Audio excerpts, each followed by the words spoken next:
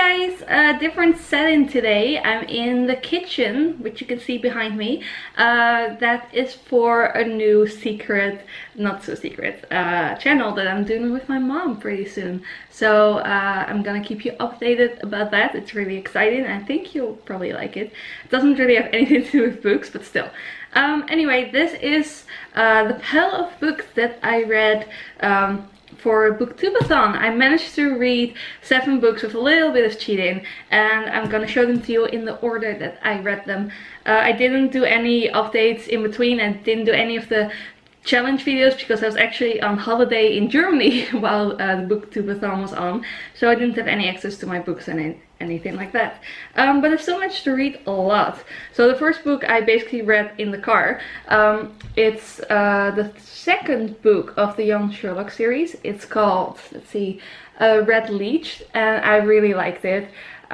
He becomes even more Sherlocky than he was in the first book, and you can really see how things that he learns here are things that, you know, the actual Sherlock in the actual books knows and possesses, and things that he does. He gets the ideas for that in this series, and I really like that.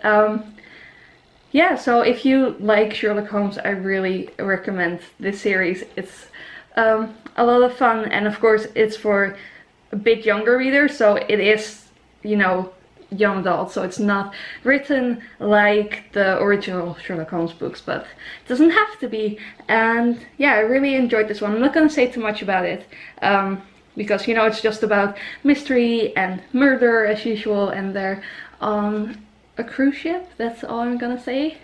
And I really recommend it. For my second book, I read the Doctor Who, the Shakespeare notebooks. And it was actually way more interesting than I thought it would be. And I really read this really fast, and I thought it would take a long while to get through this. But yeah, I managed it within a day. And I have to say, it is more fun if you actually know a lot about Shakespeare and know the actual plays that they're talking about. Because I think there was one play that I haven't read yet, which is As You Like It. And those pieces were immediately a bit less interesting than the rest, because with the rest I know what it's supposed to be, and it's more funny because you know the entire story of the play. But it's probably still fun to read even if you don't know all the plays. Yeah, so basically this is supposedly a notebook that they found. It belonged to, did I say Sherlock? No. Shakespeare. It belongs to Shakespeare, supposedly. It's not real, of course. Or is it? It's about him kind of trying to piece together thoughts and little scraps that he had about plays, about the Doctor, because he keeps meeting this man and he suspects that it's always the same man even though he looks different. So that's of course all the Doctors who visit him. And you have the 10th Doctor and the 11th Doctor are in there, and some of the older Doctors of the original series. And basically some of them is that the Doctor just visits Dear William, and others is the earlier version of one of his plays, which is with, you know, Daleks and the Doctor saving the day and everything like that. But it's really interesting to read, and I really recommend it. The third book I read is Legion by Brandon Sanderson.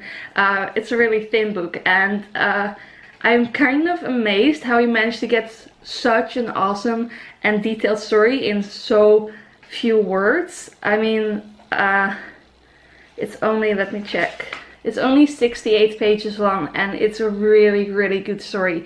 It's basically about this man that they nickname Legion because he has this weird form of schizophrenia. It's not really schizophrenia, but they don't know what it is, and he has all these hallucinations, and they all have these amazing skills and knowledge that he draws upon. So basically he probably should have that knowledge, but yeah, he thinks that he's just a really normal person, but he relies on a lot of his hallucinations to do things, and that's really cool. And I just really like this book, and I definitely recommend it. Even though it's so short, it's really worth the money you'll spend on it. So I really like this. And again, I read this within the day, of course, because it's really short, even though we had a busy day buying lots of Hello Kitty stuff, which I'm gonna upload a video about, and my mom uploaded a few videos, which I'm gonna link below. And then I also read The Ocean at the End of the Lane by Neil Gaiman. It was even way better than I thought it would be. It kind of reminded me of the books written by Deanna Wynne Jones. It kind of had the same awesome feel to it. I really love all her books. It was fun to slowly realize what was going on, because it was a bit, you know, you had no idea in the beginning and even sometimes at the end. And it's a really great portrayal of childhood, mixed with a lot of fantasy and magic, and it's a really, really good book. And yeah, completely different from what I thought, so I'm not gonna say anything about it because I don't want to spoil anything. Just know that it's really magical and awesome, and if you haven't read it, I really recommend it.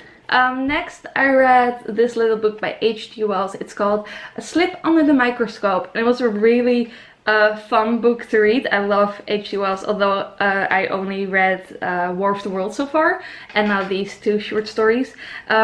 It's actually two short stories. The first one is called The Door in the Wall, and I actually like that one better. And then you have to slip A Slip Under the Microscope. The first one is fantasy, and I really, really like it. That's probably why I like it best. And the second one isn't fancy or anything like that at all. It's just something that you could actually happen to you, and that was really interesting to read as well. And it took a while before you know, realize what the book or the short story was about. At first I was like, where's this going? But yeah, they're both really good. I'm not gonna say anything about them because that would just basically give away the whole plot. But if you find one of these little black classic books, I really recommend this one because it's really good. This is number 77, and definitely worth the 80p or the €2 that I spent.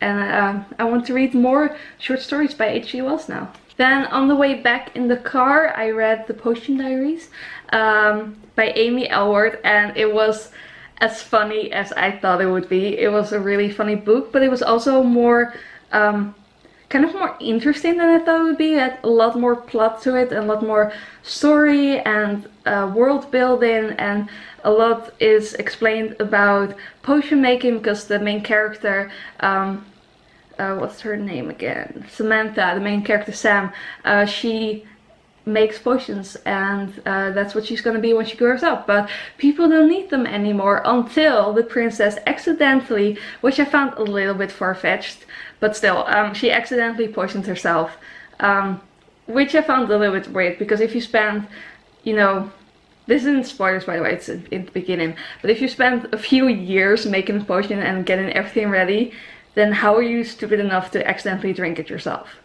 But anyway, aside from that, it's a really fun story, and yeah, a lot of fantasy, a lot of adventure, a lot of action, and love, of course.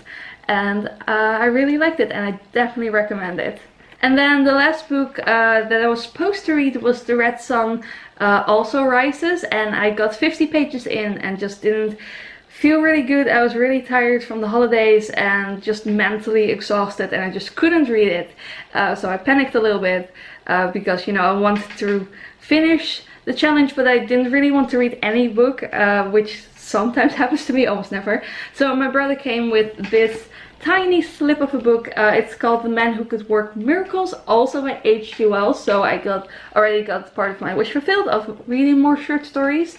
This is actually, I think, the first story ever that telekinesis or some form of telekinesis was used. So that's pretty cool. That's why my brother bought it. This is a reprint because you can't really get it anywhere anymore, but maybe there's an anthology somewhere. But anyway, it was a really fun story to read and short, and so yeah, cheated a little bit, but I managed to read 7 books, so I'm still really happy. And it was a fun experience to read that much, although I was kind of had 1 or 2 days I was just didn't want to read anything, which almost never happens to me. But now I'm already reading part 3 in the Mistborn series, so it's okay, I got over it.